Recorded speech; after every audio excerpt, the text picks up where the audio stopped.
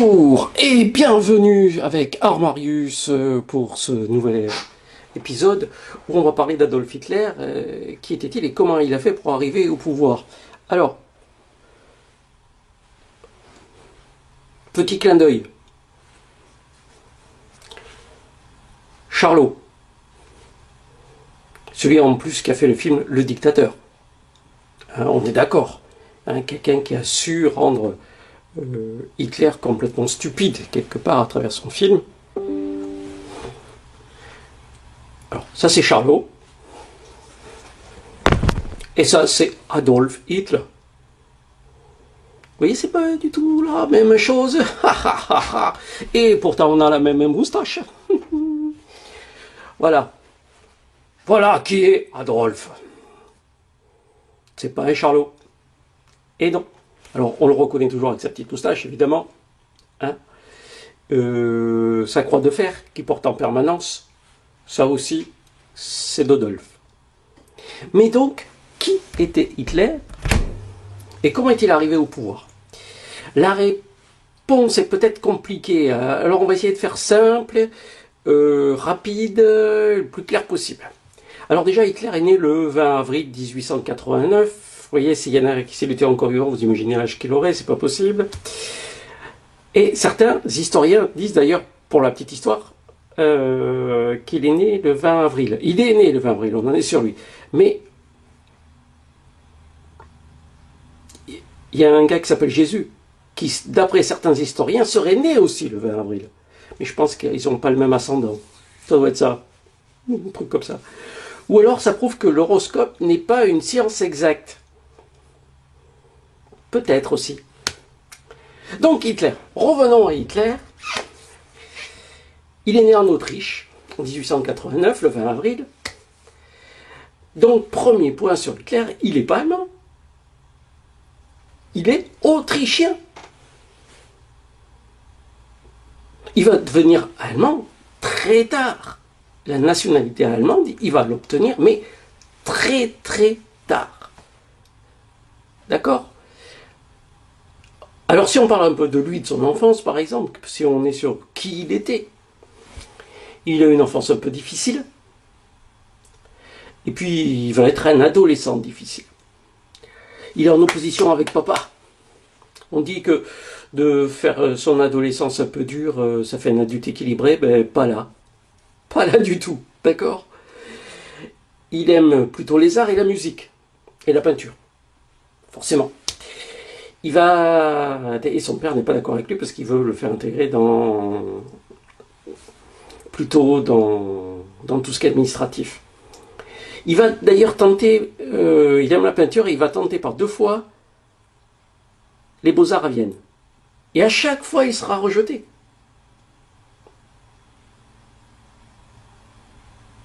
Pourquoi? Manque de travail. Feignant ce Hitler. Il va quitter l'Autriche pour éviter de faire son service militaire. Alors pour un mec qui va foutre la guerre partout, c'est bizarre quand même. Et il va essayer d'intégrer les Beaux-Arts en Allemagne, du coup. Du côté de Munich. Là non plus, ça marche pas.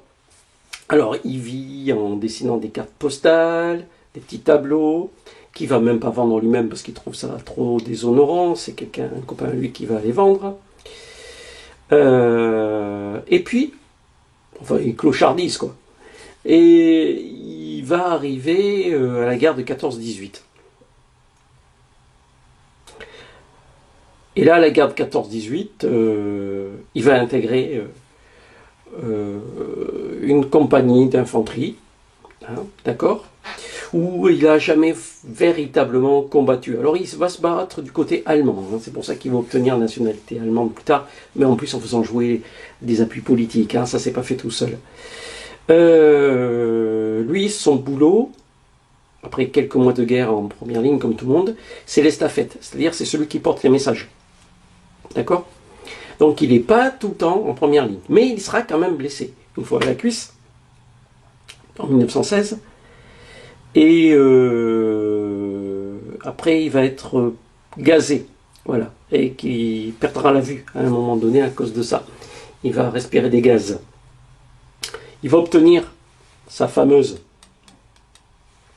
breloque, la croix de première classe pour héroïsme, hein, ou pour service rendu, avec un petit peu de piston certainement.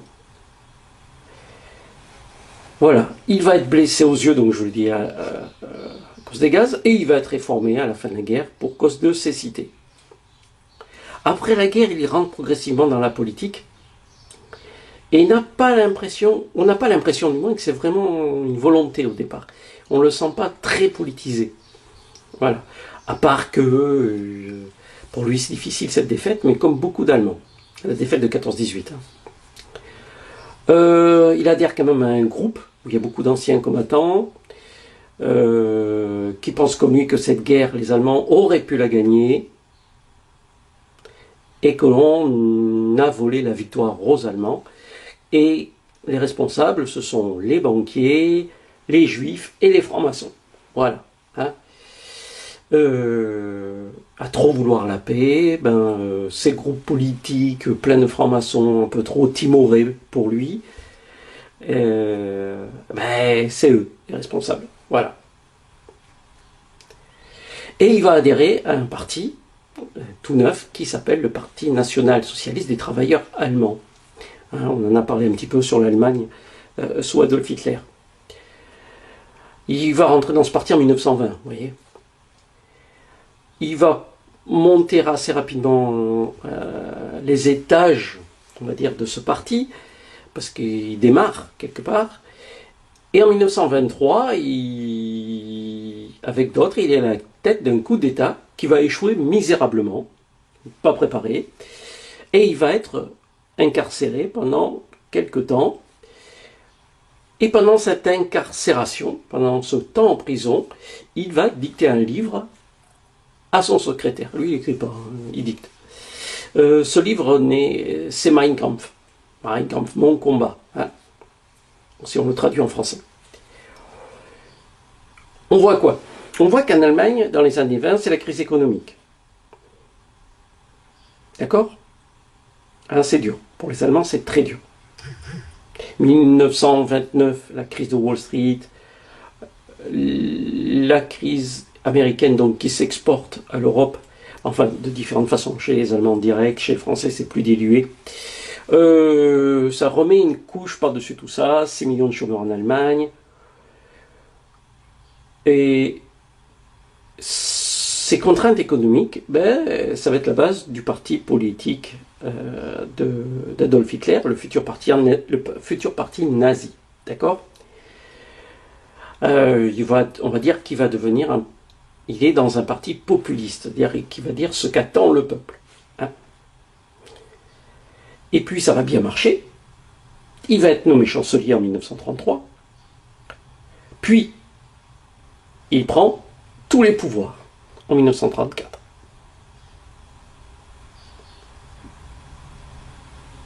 Et là, il devient le Führer, hein, le chef.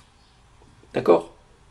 Où là, il est beaucoup plus en uniforme, il est beaucoup plus... ouais, voilà, il a un style plus militaire. Mais la réalité, c'est quoi? C'est qu'on voit que Adolf Hitler fait quand même de la politique plus par opportunisme que par conviction. Il n'y a pas la volonté, réellement. Il y a des idées et de l'opportunisme. On voit qu'il parle bien. Du coup, hop, on le met directement en avant pour essayer de recruter de plus en plus d'adhérents au parti.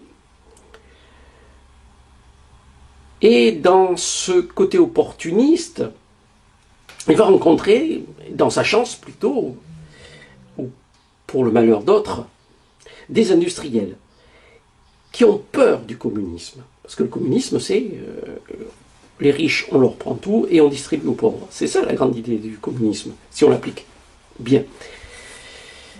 Et ces industriels allemands, ces banquiers allemands, ces riches allemands, ont peur de Staline. Donc ils trouvent en Hitler un personnage politique capable de les protéger, de protéger leurs biens et leur pays. Pourquoi pas? Alors, on va trouver dans ces grands industriels, dans ces grandes banques, hein, des noms très particuliers. Hein. D'ailleurs, je suis sûr qu'il y en a quelques-uns qui vous disent des choses. Bon, vous le gardez pour vous, hein, vous ne le dites pas. Hein. On a tout un tas de dossiers sur tout un tas d'industries hein, qui vont aider Adolf Hitler à prendre le pouvoir.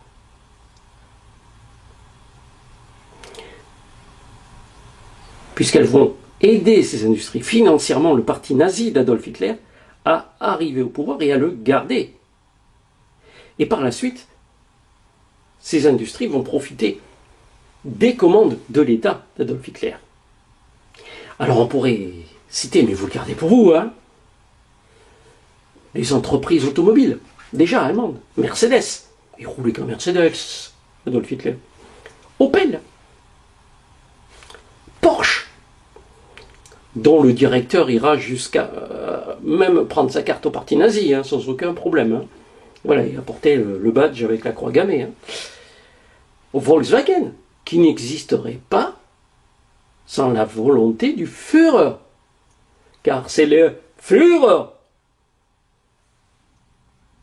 qui a créé le groupe Volkswagen dans l'objectif de créer une voiture du peuple, comme son nom l'indique. Son nom indique bien Volkswagen, voiture du peuple. Fabriquez-moi une petite voiture capable de transporter une famille allemande, voilà, sur les grandes autoroutes que j'ai fait fabriquer. Voilà. Hein? Allez rouler en Volkswagen maintenant. Bande de nazis. Et puis, allez vous habiller avec des nazis aussi. Hugo Boss. C'est lui qui a dessiné les costumes des soldats allemands. Et surtout des SS, les pires des soldats allemands. D'accord? La Wehrmacht classique, c'est des Allemands classiques, ils sont pas bien méchants, mais ils font leur boulot, quoi. Ils le font bien, même. Mais à côté de ça, vous avez les nazis. Et qui c'est qui a fait les beaux costumes noirs des SS? Eh, c'est Hugo Boss. C'est fou ça quand même, hein? Et qui après fait tous les dessins et tout. Ah, il est fort, c'est Hugo Boss. Hein? Donc, et puis, évidemment, l'industrie chimique. Surtout le gaz, hein, malheureusement. Et oui. Donc, dans les entreprises chimiques, on va en trouver beaucoup hein, qui vont aider Adolf Hitler. On va trouver BASF,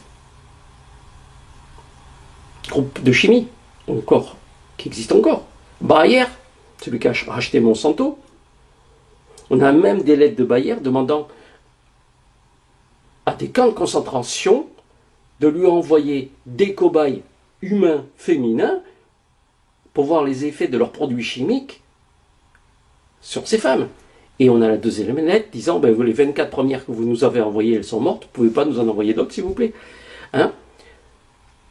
Donc, vous voyez un petit peu. Et c'est des entreprises, là, comme que je viens de toutes celles que je viens de vous citer, elles vont utiliser la main-d'œuvre des camps de concentration. Des gens qui ont fait travailler jusqu'à la mort. Ils s'en foutent, ils vont les utiliser. D'accord?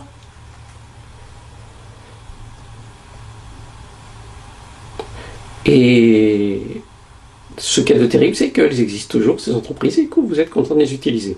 Alors, en France, il y aura Renault, hein, qui va beaucoup travailler avec le parti nazi.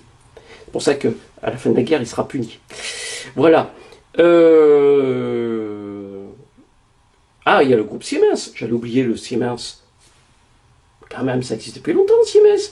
Oh, j'ai acheté le nouveau faux Siemens, il est bien, Siemens. Ouais, mais... L'industrie nazie. Et puis, je vous citais les banques tout à l'heure. J'allais oublier.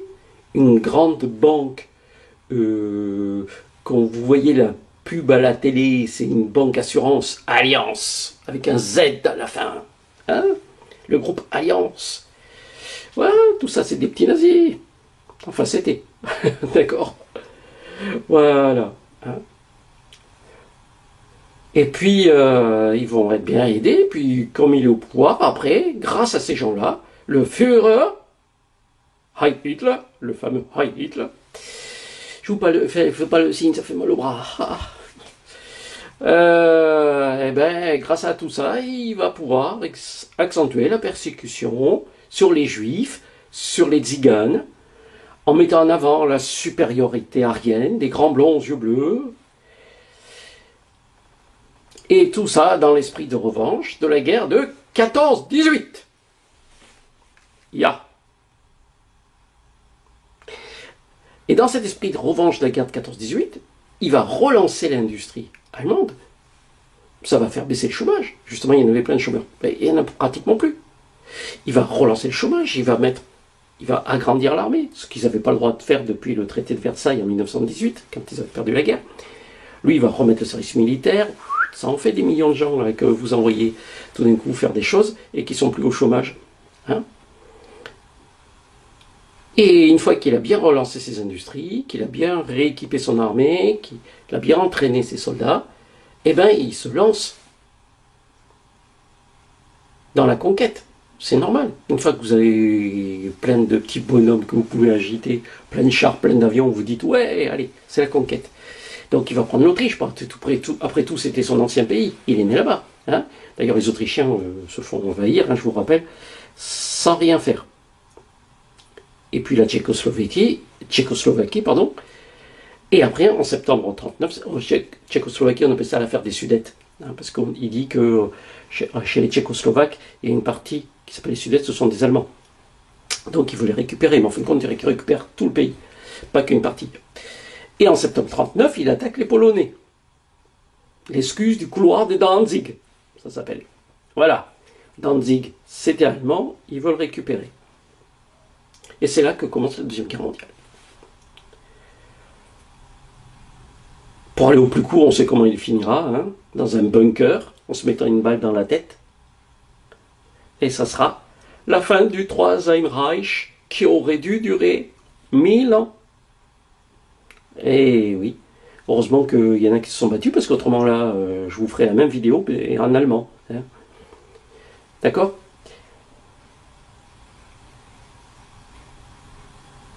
Mais alors, qu'est-ce que c'est l'enfance d'un monstre aussi ? Qu'est-ce que c'est que ce monstre ? Adolf Hitler. Et là-dedans, là, psychologiquement, à quoi il ressemble ? Qu'est-ce qui se passe dans sa tête ? Il aurait dû être un adulte équilibré, d'après mon psy, puisqu'il a fait une adolescence difficile. La psychologie serait pas une science exacte ? C'est possible aussi.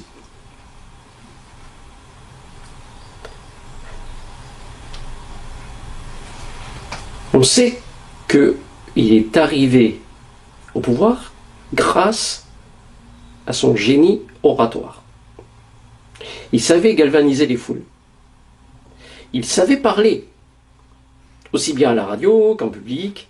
Il n'y a pas encore la télé, ou très peu. On va au cinéma pour voir les informations à l'époque. Il était très fort pour ça.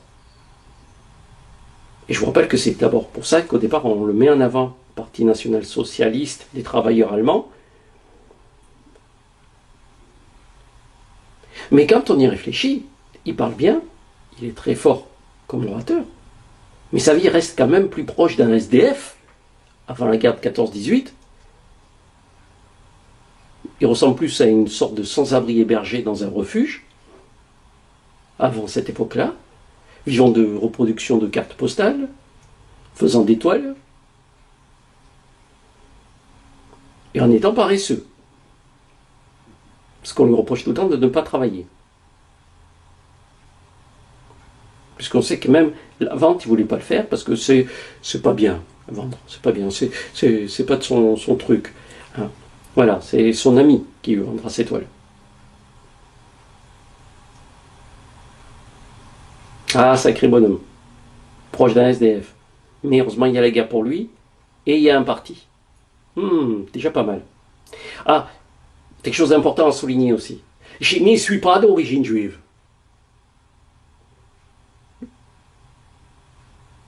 Il n'y a, d'après les historiens, aucune relation entre Adolf Hitler et un ascendant juif. Il n'y aurait pas eu de relation entre la communauté juive et sa famille, apparemment. Tout ceci ne serait qu'une légende. Alors laissez tomber. On n'a pas trouvé de preuves, donc bon. En même temps, la Gestapo est passée par là, a éliminé pas mal de choses qu'on ne retrouve pas. Mais bon. Au niveau des résultats scolaires, tiens, c'est intéressant ça. Ah non, ne parlez pas de l'école. Voilà, ça serait plutôt ça, lui. Hein. C'était toujours du genre à avoir un peu mieux faire. Voilà. On sent qu'il est intelligent, mais il est plutôt paresseux. D'ailleurs, quand il rentre en 6e, il la redouble. Il commence à faire sa crise. C'est le moment où il rentre en conflit avec son papa. Il est, dans sa tête, très rigide et il est autoritaire. Déjà gamin. Son père veut en faire un fonctionnaire. Lui, il veut être fonctionnaire ou douanier, parce que son père était douanier. Et lui, il veut être un artiste.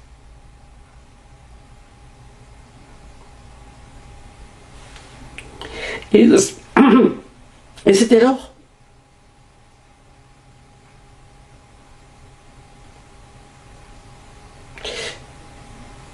qu'il est en pleine crise comme ça, hein, c'est sa crise d'adolescence, que son père meurt, brutalement. Adolphe a 14 ans. Il est un petit peu proche de Lénine, hein, de ce côté-là.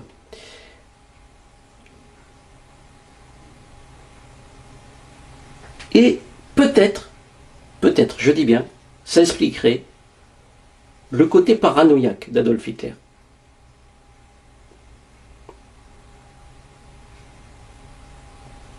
Hein, à vouloir, on sait qu'il a voulu la mort de son père, et son père meurt. Il y a un rapport là. Bon, après l'événement du papa qui meurt, malheureusement, la petite famille Hitler, Adolphe, sa mère, et sa sœur Paula, ben, vont vivre chichement, difficilement si vous voulez, de diverses pensions, d'aides publiques. Et adolescent,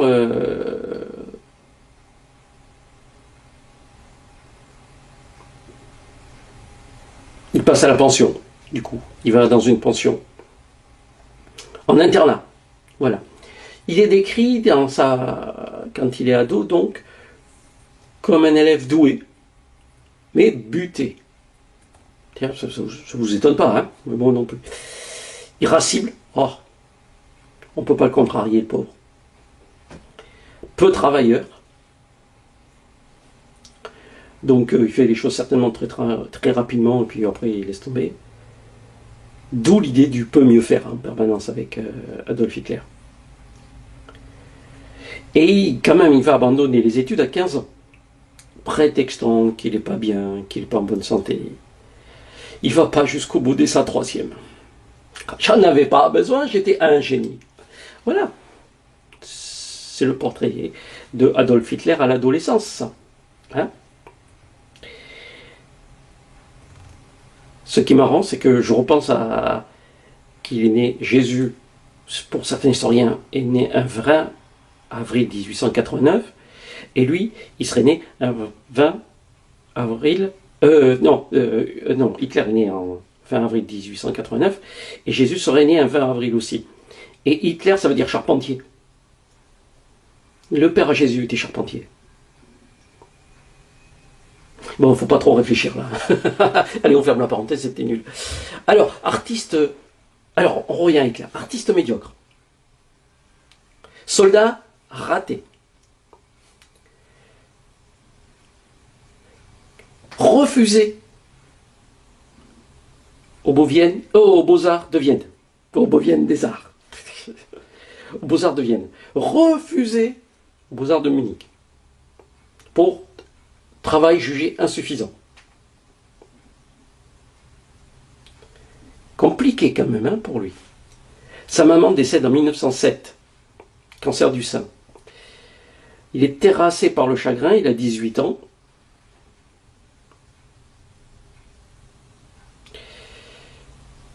C'est à cet âge-là qu'il va se présenter aux Beaux-Arts, loupé. Voilà, donc sa vie, c'est que des loupés quand même. Hein. Compliqué, hein. Pour les filles, Adolphe et les filles, il aurait pu avoir qui il voulait à un moment donné. Il était tellement populaire, tellement adulé, il aurait pu avoir qui il voulait pratiquement. Bah, il semble pas intéressé par les filles.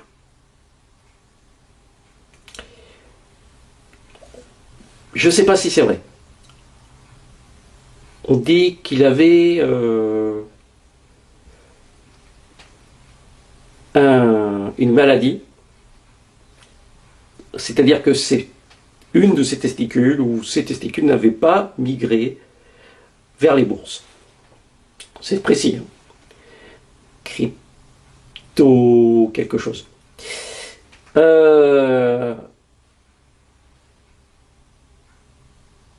Et ça, c'est selon un rapport médical hein, qu'on aurait trouvé plus tard, qui avait été écrit par un docteur qui s'appelait Joseph Steiner. Et ça se serait resté au niveau de ses testicules.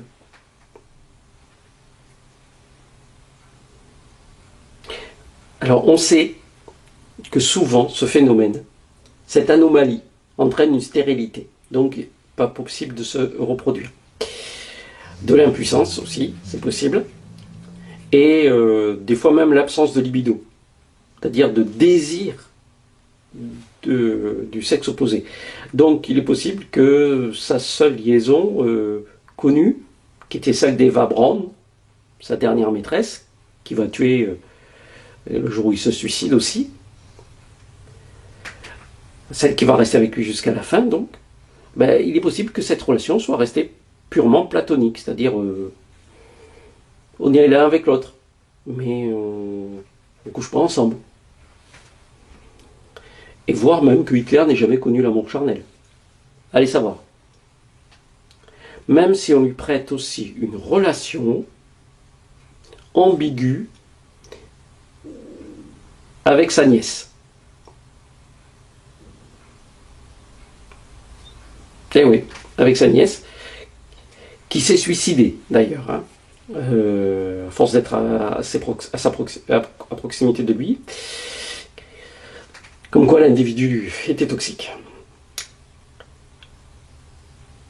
Revenons à Adolf Hitler maintenant, il a 20 ans. Vous voyez, on est monté 15, 18, 20, l'air de rien. Il est sans un sou. Il passe de foyer pour sans-abri à foyer pour Rome à Vienne. Il fait des petits boulots. Il est porteur de valises.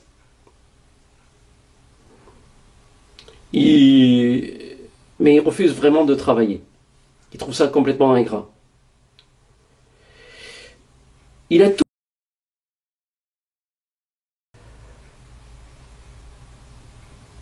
Donc on l'a dit, il ne fait pas son service militaire. En 1918, je vous avais dit, en 1916, il est blessé à la cuisse. En 1918, il va être touché par des gaz. Il est gazé, comme on dit à l'époque. Et il perd provisoirement la vue. Il a écrit dans Mein Kampf que le gaz lui mangeait les yeux. Hein?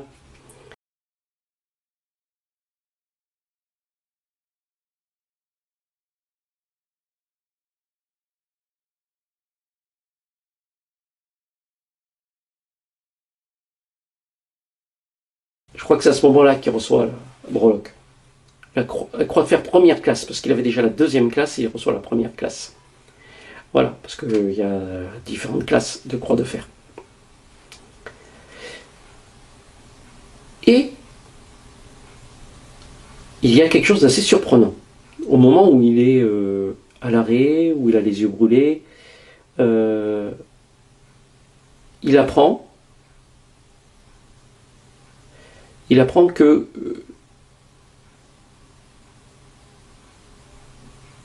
le 10 novembre, que la guerre va s'arrêter et que le Kaiser démissionne. C'est-à-dire l'empereur Guillaume II démissionne.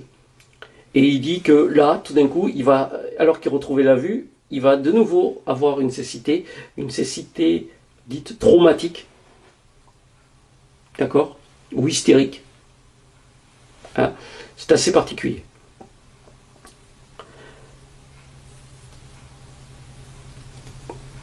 Il raconte ça dans Mein Kampf, dans son livre, hein, que ne confondez pas avec Minecraft, qui n'est pas tout à fait la même chose. Voilà. Et ça l'aurait, donc il aurait reperdu la vue, et après il a été suivi par un médecin, qui était un psychiatre, justement parce qu'on s'est dit, il a reperdu la vue, mais c'est dû à un phénomène d'hystérie, certainement, émotionnel. Et donc, tout le dossier qui a été fait par ce docteur a été détruit par la Gestapo, ça on en était sûr. Et dès 1933, quand il arrive au pouvoir comme chancelier, il fait surveiller ce docteur, Adolf Hitler, ce psychiatre. Et, bizarrement, ce monsieur, alors qu'il est sous surveillance, se suicide. Est-ce qu'on ne l'a pas aidé un peu? Pourquoi? On ne le saura jamais. Je vais vous dire ce qu'il a dit exactement. Il a dit: brusquement, la nuit envahit mes yeux, et en tâtonnant et en trébuchant, je reviens au dortoir. Je me jette sur mon lit et enfouis ma tête brillante dans les couvertures, et oreiller, je suis frappé par la foudre. Voilà. Voilà ce qu'il ressent à l'annonce de la défaite. Ah, c'est chaud, hein? Eh ouais. Il supportait pas son sort. Qu'est-ce que vous voulez? Eh oui. Pauvre de lui. Il n'y a vraiment pas de chance, ce garçon. Hein. Voilà. Donc c'est assez bizarre quand même, cette histoire de psychiatre qui a soigné, donc, pour sa deuxième cécité, Adolf Hitler, provoquée par l'annonce de la fin de la Deuxième Guerre mondiale, et la défaite allemande, et que bizarrement, on sait qu'il a été surveillé par la Gestapo et qu'il se suicide. Et son dossier disparaît. Détruit, plutôt. Ah, c'est particulier. Sacré Dodolphe. Tout ça pour un moment d'angoisse. Voilà. Le neurologue allemand, c'était un monsieur qui s'appelait Foster, spécialiste des névroses. Peut-être qu'il avait vu un truc, hein. Et il travaillait par thérapie par hypnose. Qu'est-ce qu'il avait découvert? Allez savoir. Hein. Bon, bien sûr, il était tenu par le secret médical, mais il avait certainement trop peur. Il avait certainement trop peur que certaines choses se sachent. Il l'a fait tuer et il a fait brûler le dossier. En fin de compte, qu'est-ce qu'on se rend compte? Quand il est après la guerre, il est ultra rigide, il est susceptible, dur de caractère, autoritaire, il ne souffre pas la contradiction, il est dénué d'humour, il a toujours raison, il terrorise les siens, ceux qui sont autour de lui. Ce qui l'intéresse en général, c'est d'être le leader. S'il ne peut pas être le leader, il s'échappe, il s'écarte. Il est orgueilleux, il est méfiant, susceptible. Il a de faux jugements parce qu'il ne peut croire que ce qu'il imagine. Donc la vérité, pour lui, des fois n'est pas concevable. Il a une absence de doute totale. On n'est pas loin du paranoïaque. Un bon traitement lui aurait fait du bien.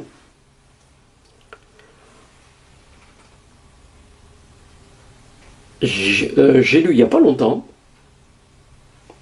un livre sur Adolf Hitler d'ailleurs, qui disait que peut-être même il avait souffert de troubles bipolaires, hein, ou de psychose maniaco-dépressive. C'est parce que c'est assez fréquent de voir que par moments il y a des gens qui sont charmants, et on disait que Hitler pouvait être charmant quand il voulait quelque chose. Hein, avant la guerre, les hommes politiques de France ou d'Angleterre qui vont le rencontrer, Suisses, Italiens et autres, vont toujours trouver qu'il est gentil, qu'il est charmant.